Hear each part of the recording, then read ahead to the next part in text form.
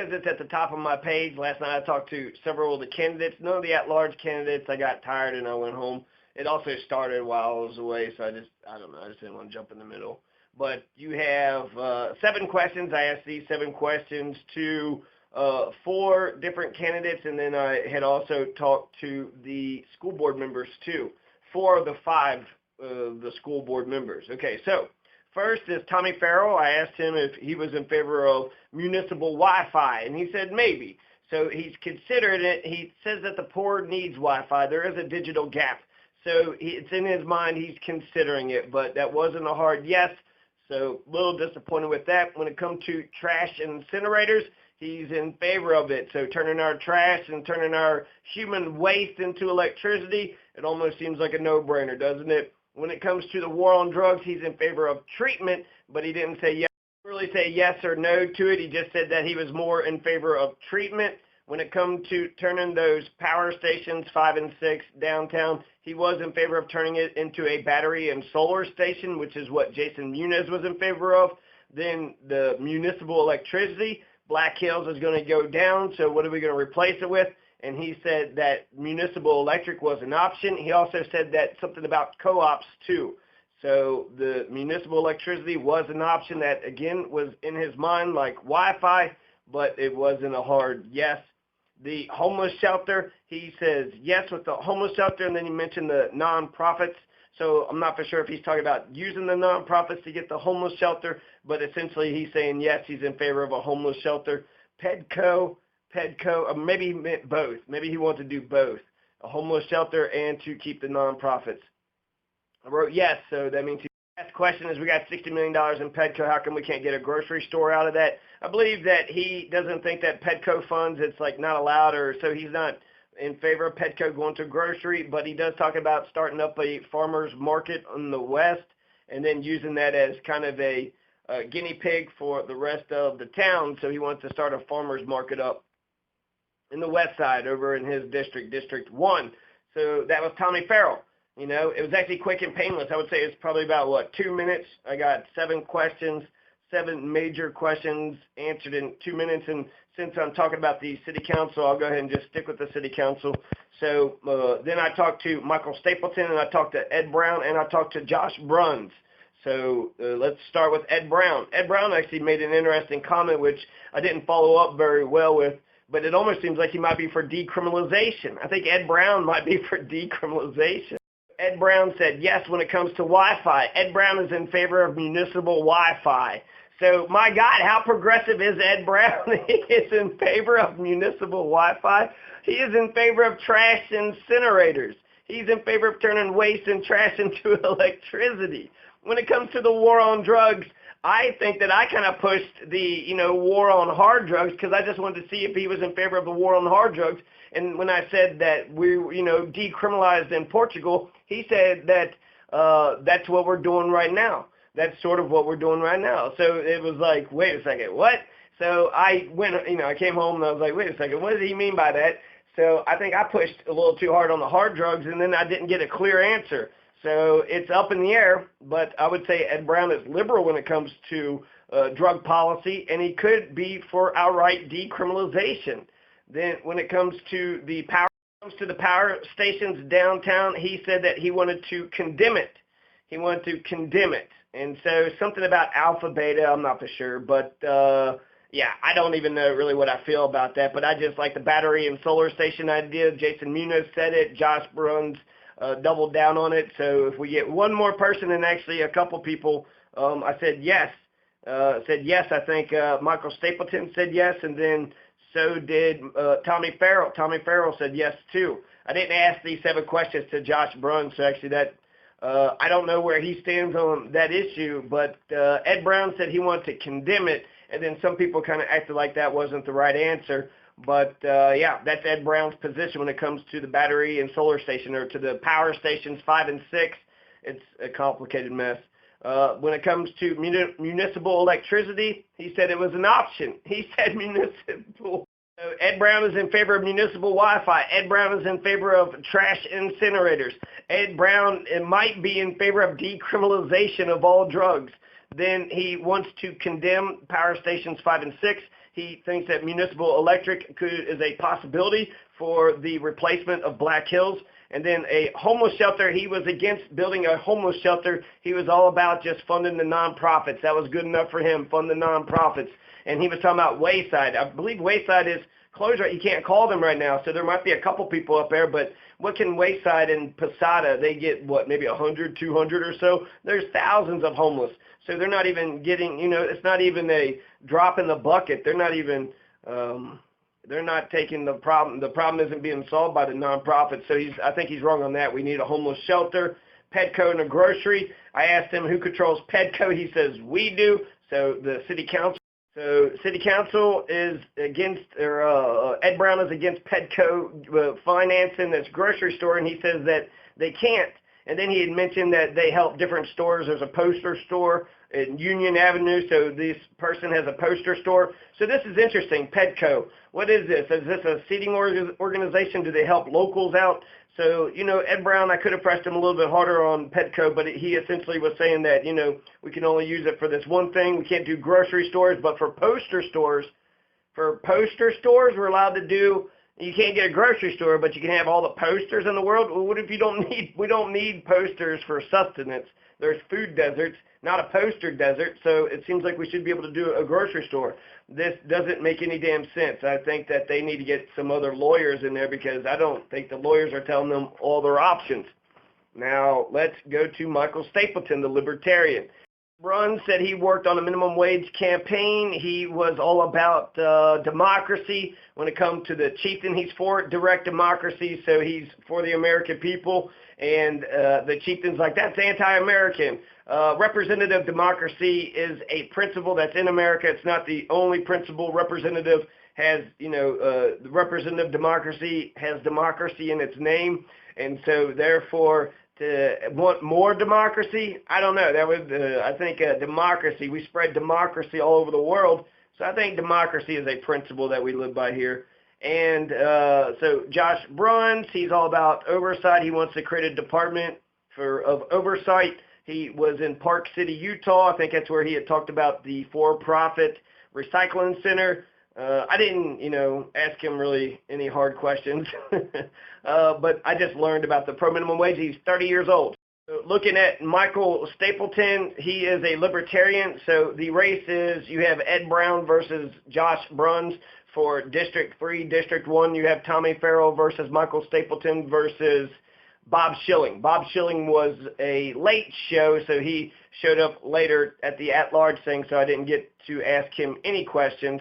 Now, the Wi-Fi, Michael Stapleton is against Wi-Fi, no to Muni Wi-Fi. He is in favor of trash incinerators. He likes the idea of trash incinerators, turning waste into electricity. He is opposed to the war on drugs. He's the only one that gives a hard answer.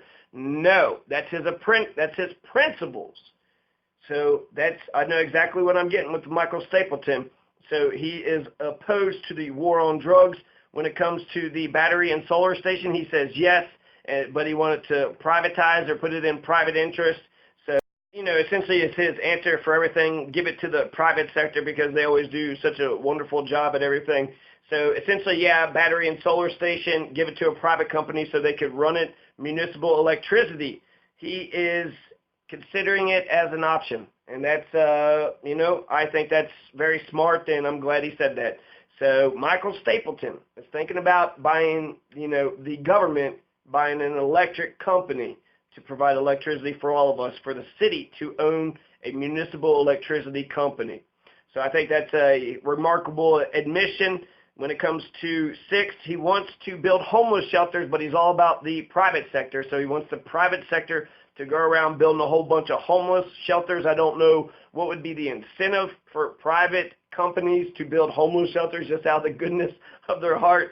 So I guess that would be a no. He wants homeless shelters, but to Petco, philosophically, he is against Petco, but it's here, and he said it was up to the voters, and the voters kept on voting for, this $60 million boondoggle, Petco, $60 million, and you could get poster stores, but you can't get grocery stores. So that seems kind of crazy to me, but he did make sure when Petco came up, he did say that he was against corporatism. And so me and Michael Stapleton agree on that front too. The corporatism, when government and corporations become one, that's fascism. And so he believes in, free market, not the corporate monopoly government market. And so I like that. He doesn't want collusion between the government and corporations. So philosophically, he is against PEDCO, but since it's here, then he's got to do something with it. So, I feel him on that. So Michael Stapleton, I wouldn't hate people if they voted for Michael Stapleton. I like Tommy Farrell the best. I wish he was actually, more progressive when it comes to, Wi-Fi. Ed Brown was totally in favor of Wi-Fi. Ed Brown, man. Ed Brown was a big shocker for me. Ed Brown was very easy to, talk to, and he answered the questions like a champ, right? He was, fearless.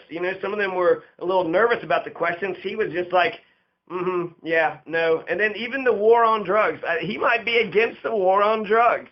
He might be at least for decriminalization like in Portugal, because I pushed him on the hard drugs, and he didn't say that he condemned it. He never said that he condemned, the war on drugs when it comes to the hard drugs. So Ed Brown was in favor of trash incinerators. He was in favor of Wi-Fi. He was maybe against the war on drugs. He was municipal electric was a possibility. It's an option. He doesn't want. So I think when it comes to Michael Stapleton, a self-proclaimed libertarian, so therefore he defines himself as a libertarian. I agree with him on social issues, and economic issues I do not agree with. So it's interesting to me where that line of demarcation is. He wants limited government just for the essential services. What are those essential services? In fact, I need to ask Mark Aliff the same question. As a conservative, what are the few essential services you think government should provide? So he was in favor. Michael Stapleton was in favor of the zoo. I was afraid about the buses, and I was afraid about the zoo. And the parks, he's in favor of the parks. So he's in favor of parks and recreation. He's not in favor of solar trees, which I guess because it's a new thing. But since the zoo and the buses and the parks are already here, then he's already, he's in favor of keeping those things. But I doubt he'll expand them. And he also wants to introduce the private market into all of those services. So the private market with the I'd actually hold Michael Stapleton to a higher standard since I know him so well. He's a libertarian, so I know, 90 to 95% of what he already believes. And so since I already know him, it's easy to talk to him. It's already, easy to sort of get an understanding of what his personal libertarianism is. And so he's in favor of busing. He's in favor of the zoo. What he said about the zoo was that sometimes you need things that attract outside markets.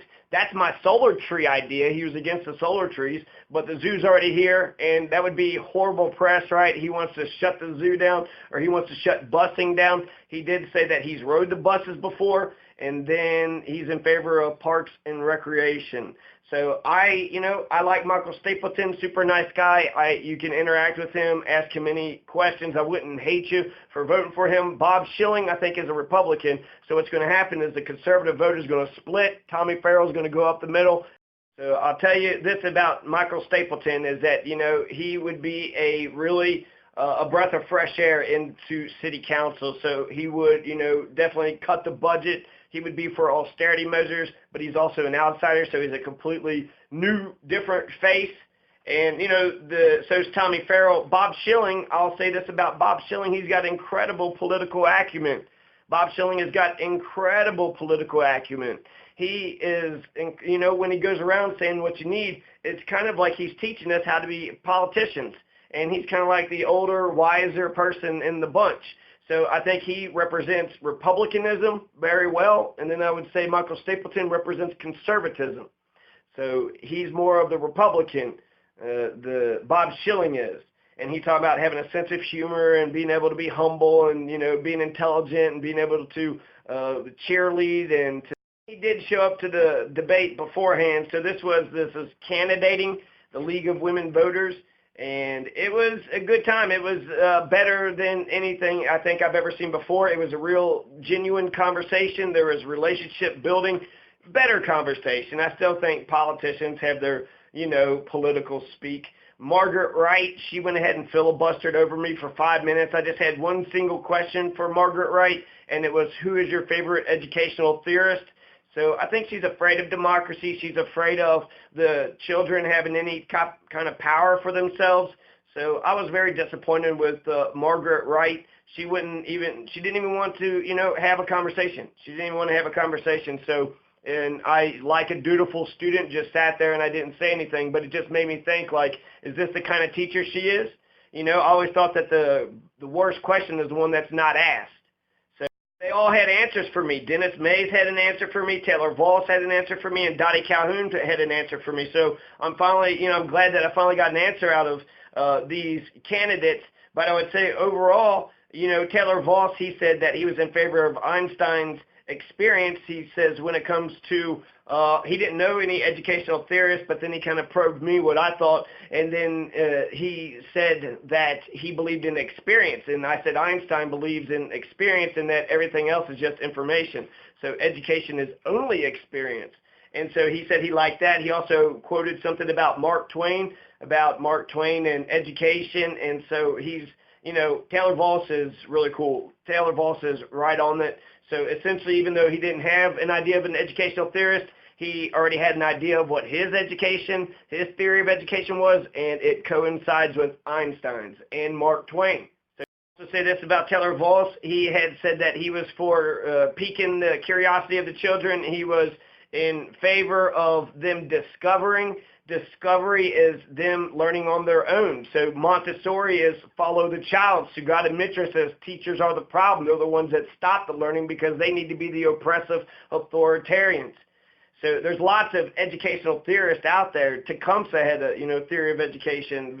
Piaget, Vygotsky. To be a teacher, you have to have a theory of education. You had to write a theory of education paper to pass teacher training school. So every single teacher has favorite, educational theorists. They got a theory of education. So they're all theorists.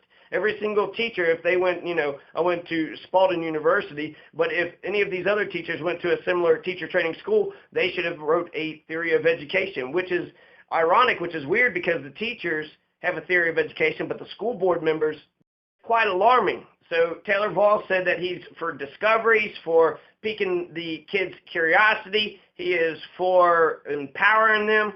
He is in favor of experience being the teacher, not just set and get, not just get a bunch of information downloaded into your brain. He is very, he's bringing people together. He's talking, to lots of different interest groups all over the place. So I like the way that he's ran his campaign, nice, positive. And he's been responsive. I know he's a busy person, but if you can get a moment of his time, he'll hear you out. So Taylor Voss is very impressive, and he believes in the Einstein, educational theorist. If there's anybody that come close to any kind of educational theorist, it was Taylor Voss. Mark Twain and Albert Einstein are his favorite educational theorists. All these other candidates, they don't know anything about educational theorists. Dennis Maes, he said he heard of the names. That question, and I kind of, changed it a little bit, but essentially I named B.F. Skinner, I named Horace Mann, I named John Dewey. B.F. Skinner is a horrible human being. He's a behavioralist. He's all about authoritarianism. And John Dewey is about progressive democratic education, and Horace Mann, the father of education, is about progressive democratic education. That was the whole point. Horace Mann was the father of the common school movement, and the idea was education should be free, plentiful, to teach the masses, so that the masses could, elevate themselves in the social caste system to become good Americans, to know how to live in a democratic republic, to know how to interact with one another, how to tolerate each other's opinions, how to stand up and speak up, how to make collective decisions. Democracy, democratic principles. We should be talking about politics all the time, and yeah, that might increase conflict, but that's how we learn. And you know what? A lot of times you could just some things that you need to get the authorities involved with, but there's a lot of little tiny conflicts, a little petty, little stupid things that essentially a little sorry, or I didn't know that, or, some other not more of a restorative justice, not so retribution. And so that's something we could do a lot of things better. It doesn't have to be the end of the world when the authorities get involved, So I think in a democratic republic, we all learn how to be, living in this democracy. We all got freedom of speech, but we can only speak one at a time if we're ever going to get anything done. So there's a lot of things we got to figure out, right? And we got to definitely tolerate each other's opinions, and we have to listen to one another. And then when it comes to making collective decisions, when, that plan and that's voted on, then you execute it, right? So then you got a plan, and then now you got to do the plan. You voted on it, you deliberate about it, now you got to do the plan. So this is democracy. And unfortunately, the school board doesn't believe in democracy. There's no democracy in your classrooms at all. Totalitarian system. They're trying to control the students' brains. And so since public education is hierarchy, authoritarian, top down, shut the hell up, and the students have very little power, very little say, so I think we're doing more of a disservice to them than anybody else. And so that's, when it comes to Mrs. Wright, when it comes to Margaret Wright, I just don't like any of her policies. She has contempt for democracy, which is American principles of democracy. And, she was a principal of the juvenile thing. She's pro-establishment, and she essentially filibustered my question for 5 minutes. She just went on. I told her I had a question. She went on and on. She made fun. Hey, you're the one that emailed me 3 times. She told me to email her my list of alternative education, ideas, and I did that, and she had 2 email addresses, so that was the 2 emails. And then the other one was, do you believe in democracy, yes or no? She said, I'll get back to you. She never did, and then she totally ignored my question. Calhoun, I think she, just like anybody else, her voice is out there. She, put her name out there. She's putting her neck out there, so she needs to be heard just like anybody else. She's in favor of art and music. She has a kid who's in Connect in a charter school right now, and she likes what they're doing with integrated learning, when you could have a school garden and then you could have English and math, and there's a lot of other things. So she likes those creative lesson plans. She likes that the teachers have autonomy.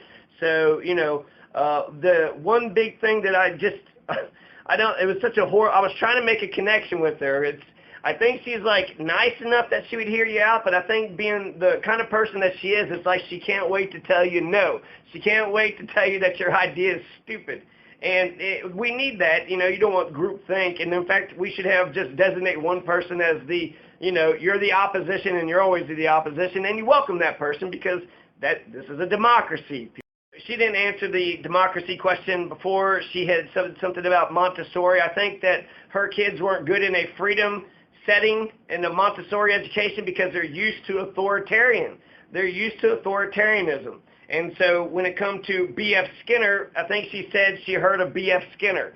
So she said she heard of him, but I don't know if she believes in him. B.F. Skinner is terrifying. B.F. Skinner is a behavioralist, and he essentially says it doesn't matter what the kids think. The fault follows the behavior. So just fashion them. And then he even says, let's see what man can make out of man. So he's saying, let's put so much pressure on these students. Let's put so much pressure on them, and they'll rise to the expectations, and they'll become super people. They'll become superhumans. So that's B.F. Skinner. Or the other thing could happen. You could crush their soul and their spirit, and they're really just a tool of. I was kind of rough on Dottie in, another era, another bygone era, long time ago. I do want to say just the good things that I like about Dottie. She's a mother, she's a parent, so that's a stakeholder that doesn't seem to be represented. I want the students and the parents to be heard. And so I'm very much in favor of the parents because I think the parents are the ones who really give a shit about the students. Now, Dottie doesn't seem to think that, she seems to think everybody has parents. There's homeless kids, 1,000 homeless kids, and, she's all about the teachers, giving them freedom, giving them leeway, giving them autonomy. So she's a mother, she's a parent, she's an energetic candidate. I like how she said, scrap the board. She's running against the establishment. So there's lots of, good things that I could point out about Dottie. However, when I asked her about the roots and wings, okay, so she's against democracy. I want my children's, their spirit, their humanity intact. I want them to be respected. I want them to have dignity. I don't want them to be bossed down to. I don't want them to be condescended down to. And I think that their reputations are very important.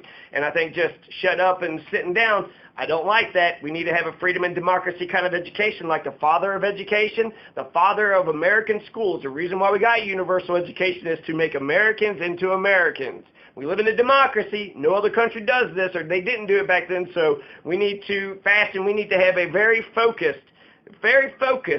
way to raise the kids. And we need to have an overall philosophy. I would say the overall philosophy is anti-democracy. It's totalitarian. I remember public education, right? Superintendent's the boss, and they get the principals, and then it's the teachers, and then the stupid students are on the bottom.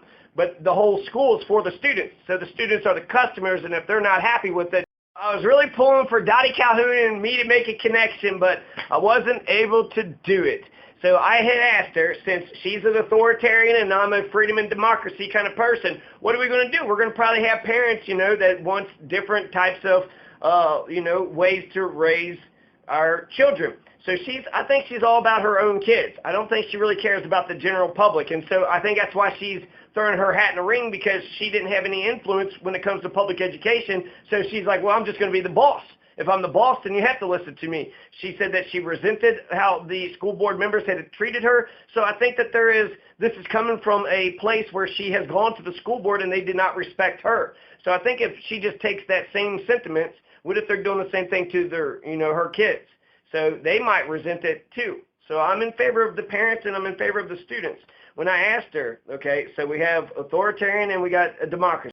Send my kid to a school, of my choosing and how I want to raise my kid, and so does Dottie Calhoun. So she wants to go to authoritarian. I want to go to a freedom and democracy kind of school. What are we going to do here? So we kind of are at an impasse, right? So I was like, okay, well, let's split the difference. When you're kindergarten, yeah, shut up, sit down, do as you're told. But then when you're 18, don't you think that they should be given more responsibility and to be more independent so they can fly out into the world and be all that they can be? And she said, no, I think that's up to the parents. Dottie Calhoun, you're absolutely 100% wrong on that, 100% wrong on that. You don't give a crap about our kids. You're essentially saying that when you don't care if our kids, go from kindergarten to 18, it's all on the parent. If it's all on the parent, then why are we sending our kids to the school system in the first place? If it's all up to the parent, why are you wasting 8 hours of every single day of every week for, 18 years? You're wasting all that time. You're going to waste all that time on my kid, and you don't give a damn if they're strong enough to go out into the world and to succeed or not? I mean, she's ignoring who Horrence Mann is. She's ignoring who John Dewey is. I don't think she even knows who the father of education is. She don't even know who the John Dewey is. Maes says that he knows who they are, but he couldn't speak about them. He heard their names, but he doesn't know. And then he actually said that it was his mother. His mother was his educational theorist. So he answered the question, and anybody that's got a theory of education can be an educational theorist. My, issue with that is that all Dennis Maes has ever listened to is just his mother. He went to law school, so he's heard of different authors. But if you've only listened to just your own parents, then you have not, Noam Chomsky. Your parents aren't Noam Chomsky. Your parents aren't, all these, educated authors. And they could be. They could be very smart. But just thinking outside the box and looking at all these other really smart intellectual people and considering what they're saying. That's brilliant. Essentially, there's one argument for college was that if you, don't ever go to college, then you'll never become smarter than your parents. So you'll always be just as smart as them, right? That you'll only know what they know. And you'll never learn anything else. You'll never venture out into some other place. And you never have your own experiences, right? And you'll just think of the world as your parents had told you to. So it was disappointing that he didn't know any educational theorists, but his mother. But he did answer the question, so I appreciate him answering the question. He was no Margaret Wright, right? She isn't just going to talk over you. She's going to talk over your kids. Your kids could be like, just in agony, right? Oh, my God, I'm getting abused in the home, and nobody gives a damn. What are you going to do about it? Well, no, you can't even ask the question around her. She won't even answer questions. So what kind of educator doesn't answer questions? One little question, 5 minutes, couldn't even answer it. Couldn't even answer it. A couple interesting things that Dennis Maes had said. He had talked about how when he was working with the foster kids or some poor kids, how he went to the bus and they gave out free bus passes. So now the kids could go to the school. So that's awesome. He cares about poor kids enough to get free bus passes. So that was an awesome thing I didn't know about them. And then he also says when it comes to the teacher-student ratio that he's towards individual education. What a wonderful answer. He's essentially saying ratio 1-to-1 is the ideal. So if we all could have individualized education plans, and that's what they do for a lot of the disabled students. They have individualized plans. So I think that's brilliant too. Maybe that's something we could do. Here's here's the individual plan for how my kids are going to be educated, and then maybe just have two different schools. Maybe have one authoritarian school and have one freedom and democracy school. And I know exactly which school I'm going to send my kids to, the American. Dennis Maes also talked about how he didn't like the written test. He didn't like the written test. There was something else that he had said performance should be tied to pay. So he's in favor of performance-based pay. So if the scores of the students aren't doing well, the teachers should flunk. we're going to flunk all the students all the time for not knowing this, for having this small grammar thing. And then the teachers, fail because they're not interesting, they're not piquing the curiosity, they're pushing and oppressing the kids, and the kids hate it, and so the kids naturally resist and fight back, and, you just can't get them to learn anything because they just don't listen to you, And so, let's see, Dennis Maes, he was saying that performance should be tied to pay. And so I think that's really remarkable, but then he started saying that the written tests aren't good. He doesn't like written tests, so I mentioned oral tests from St. John's, and then he says, well, some people actually do well with written tests. So it was nice to talk to Dennis Maes. At least he answered my question. He answered like 3 of my questions. Josh Bruns, one thing I forgot to mention, he said, he hates Big Daddy Strange, the strong mare thing. Nick Gradisar, he, specifically said the guy's name. And so, he was saying he didn't like that, which I already know. So, vote for Josh Bruns. But did you know Ed Bruns was so damn liberal? I mean, Ed Brown. Sorry, Ed Brown was for, municipal Wi-Fi. He's for municipal electricity. He's for trash incinerators. He seems to be for decriminalization of all drugs. And then, he's not for a homeless shelter, and he doesn't want Petco for a grocery store. So he's absolutely wrong on those issues. But, man, I was pleasantly surprised by Ed Brown. Pleasantly surprised. So, educational theorists. Who was their favorite educational theorist? Who was the best out of all these candidates? And where was Kenny O'Neill at?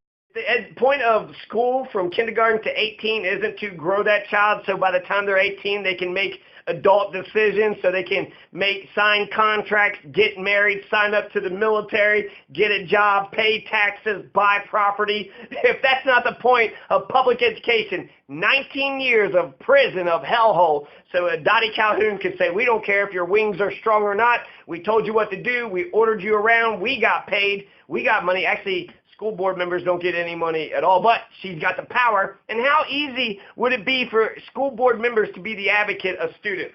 It'd be so easy. They're not the teachers, so I would love to hear about when these school board members did not just rubber stamp every single action a teacher did. I'd love to hear when they fired these teachers because, I had some decent teachers, but I remember this one fucking douchebag, Corey Highfield. He was such a fucking douche, and then he made a douchebag, and he's sitting there making me obedient to him. Well, who the fuck am I? So, I'm the fucking bitch of a douchebag, so fuck that shit. I absolutely resent that piece of shit. He was always telling me what to fucking do. Out of everybody, always would be like, you do this and shit. People get playing time, he would make me do the fuck him. Fuck Corey Highfield. And so there's a lot of teachers, they're authoritarian and they don't give a damn what happens. See, I was valedictorian in my school. I know what I'm talking about. I was obedient. I did what I was told. I got straight A's, but y'all didn't really give a shit. Teachers didn't give a shit. They didn't care what happened to me, where I was going. They didn't care if my wings were strong enough to take on the world. You want to know why you got gangbangers and homeless people and why you got a 35% turnout rate? You want to know why there's all this poverty all over the place? You want to know why there's all this crazy behavior? Because D60 schools has failed. Because D60 schools are smashing these kids' humanity and turning them into ignorant-ass savages. Ignorant-ass savages who are compliant and obedient, and when they can't, mentorship program, I like Taylor Voss a lot. I think that he's a 24-year-old person. He is a local. He's been educated through Pueblo City Schools. So, perhaps it was just, the wrong people on the journey. So people have, good and bad influences, and perhaps Taylor Voss could be that change that he sees in the world, that Gandhi quote. He's for discovery. He is for piquing the curiosity. He's for empowering the students. He's also in favor of the teachers and the parents, so he identifies stakeholders all across the board. He says that communication is really bad and everybody's not on the same page. And then he mentions 1,000 homeless kids. We got 1,000 homeless kids. And I had 2 questions about his mentorship program. That's what he was going to say to take care of these 1,000 homeless kids, was to do a mentorship program. And I was like, well, that's not going to solve the homelessness, just having volunteers come out of the wood pile. Voss also considered tie-in teacher pay to performance too. So Taylor Voss said it should be considered. And Dennis Maes, I wrote yes. So, yes, but then he said something about the written test, so they should be, I guess, evaluated in other ways besides just written tests. So Taylor Voss, He identifies that we got 1,000 homeless kids. His plan, however, is to have a mentorship program and then to help, guide those kids into the right direction. They don't have a goddamn home. That's the fucking problem. That's a crime on D60 and society and Pueblo City. 1,000 kids don't have a home now. Taylor Voss tried to say, well, these kids aren't literally homeless. They're not living out in a ditch. They're more or less couch surfing. Okay, that's still homeless. They still don't have a home. They still need to have one spot, one desk where they can do their damn homework. If they don't have one spot where they can rest and sleep and eat and then do their homework, then their fucking life is a mess. And that's the first priority. You got to fix that kid's. That Taylor Voss will think about that. So he's still in favor of this mentorship program, and so he was kind of saying, well, we could do something. We didn't get to an answer, but I asked the question. He'll go home and think about it, hopefully. The other thing, I want to expand his mentorship program, and I told him about the Switzerland model where they have the business community. They ask them to give 5 to 10 year forecast for how many jobs they're going to need and to have a forecast for all the jobs that they're going to need and then connect the schools to those jobs. And then have an internship program. So an internship, more of a mentor, it's more of an internship than a mentorship. Mentor is like a big brother kind of thing, and he's just expecting volunteers to come out of the community to do this shit for free. That's not going to happen. And so you could, though, however, get the business community to say, hey, guys, what do y'all need? You're going to need some engineers. You're going to need what? What kind of people, what kind of employees are you going to need? And then get the school system to try to get as many, of those students is in favor of it. So Taylor Voss was in favor of the Switzerland model of getting, I also mentioned political leaders, but there's lots of, there's social leaders too. So social, political, and business leaders. Get all those folks, ask them what kind of, people do you need? What kind of, if you were to ask me, I think we need more political organizers. So who's hiring all the political organizers around here? Anybody? Is there anybody hiring out political organizers? Anybody being paid to organize politically? Because I think that's a very important job to have. And I could probably mention 20 other jobs that need that political, for democracy to, flourish. Well, So anyways, I wrote this up here, JFK and Nixon and the protesters. JFK listened to the protesters, but he did nothing. Nixon didn't listen to him, but he did something. So it just made me think about the people that weren't there. You had Bob Schilling, and made up this rubric, and I give a 10-point scale, 4 points for policy, 4 points for implementation, 1 point for optics, and 1 point for my personal relationship with the person. So the most important thing is the policy, and then the other important thing, 4-pointer, was implementation. It's good to have the right mentality, but can you do it? Do you got the political will to get it done? And I asked Michael Stapleton that too, and I hope, Bob Schilling, I did this a couple times, Taylor Voss, at the very end, I was just playing with him, and I was like, are you lying? And then he was like, no, but he laughed. And then Bob Schilling, I did the same thing to him, but I was kind of like, this. And but then another person started yelling, and I was like, hey, you sound mean. I was just playing. And then I did something like that to somebody else. I don't know.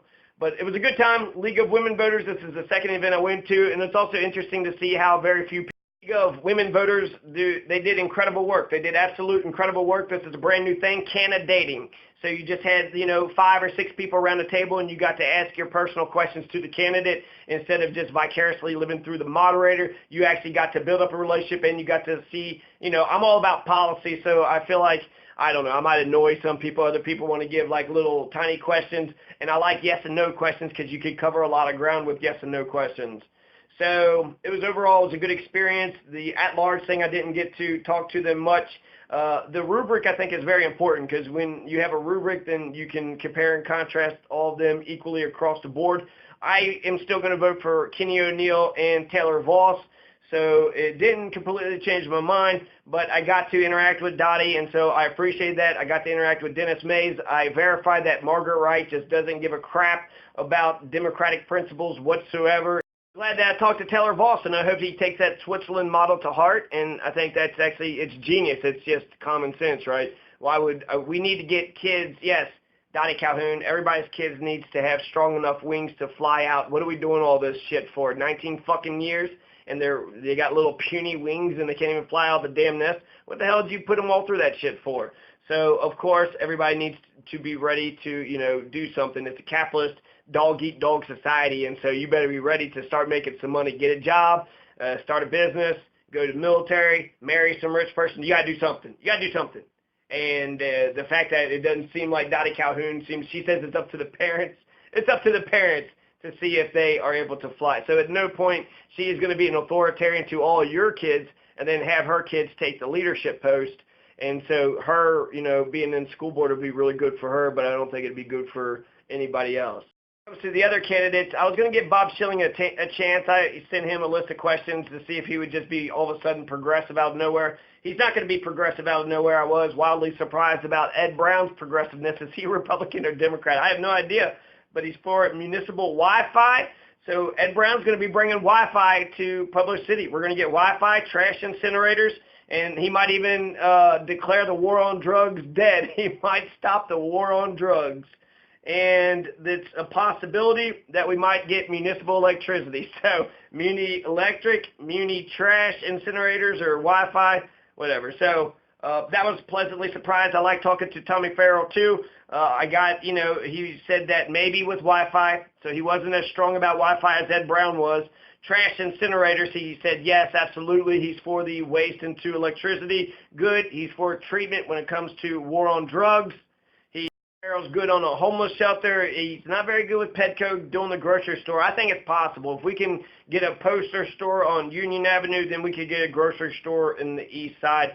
So this is just politics, it seems like to me. And if you can't get a grocery store from Petco, disband Petco. We don't need to be, spending all these billions of dollars for these big-ass corporate conglomerates when we could use that money to seed small businesses here, to get people to, to start businesses here. We could develop ourselves. When we're going to have some big corporation that's just going to give us all grand jobs, that era is gone, okay? That's the 1950s. This is the 2017, 2010s, almost 2020s. So I didn't, his Petco answer I didn't really like. He wasn't strong with municipal electric, and he wasn't strong with Wi-Fi. Ed Brown was. Ed Brown was like, yeah, municipal is an option. Tommy Farrell said it was an option, but with Wi-Fi.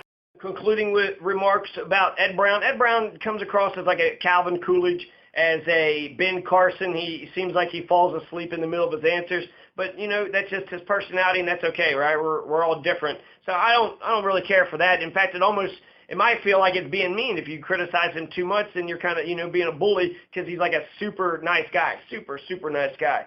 And he would talk to anybody, so why would you make fun of Ed Brown? It kind of shows what kind of character you have if you made fun of Ed Brown. So while he was right when it comes to municipal Wi-Fi, he's right when it comes to municipal electricity. It's a possibility. He's right on the war on drugs, I think. He's right on trash incinerators.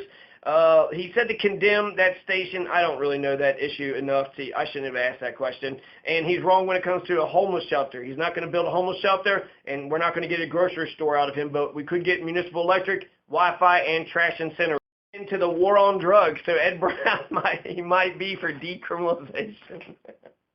Portugal has decriminalized their drugs. That was the model that I said, and I think he was stuck on it. I think he was kind of like, yeah, I like that.